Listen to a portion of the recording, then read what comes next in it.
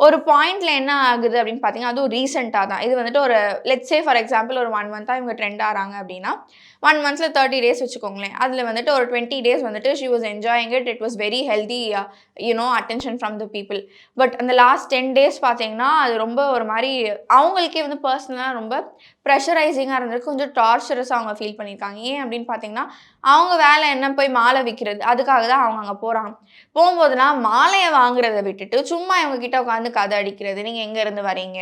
உங்களுக்கு இதே கேட்ட கேள்விய அவங்க திருப்பி திருப்பி கேட்குறாங்க. இது நிஜமாவே உங்க கண்ணு தானா? ஏதாவது லென்ஸ் போட்டிருக்கீங்களா? அப்படின்னு கேட்டுட்டு, இது போக ஒரு பாயிண்ட்ல வந்துட்டு வார்த்தையில மட்டும் பேசிட்டு இருந்த மக்கள், அவங்கள கைய பிடிச்சு இழுக்கிறது, அங்கங்க தப்பா தொடுறது, "நீ என் கூட வந்துரு, நான் வந்துட்டு உன்னைய கல்யாணம் பண்ணிக்கிறேன்" அப்படின்னு தப்பான ஒரு மோட்டிவ்ல வந்து பேசுறது. அதுவும் கல்யாணம் பண்ணிக்கிறேன்னு வந்துட்டு ஜென்யூன் இன்டென்ஷன்ஸோட சொல்றவங்களும் இருக்காங்க. Like love proposals, marriage proposals எல்லாமே அவங்களுக்கு வந்திருக்கு தான். But she just avoided them because அதுக்கு முன்னாடி நடந்த எக்ஸ்பீரியன்ஸ் அவங்களுக்கு அந்த மாதிரி.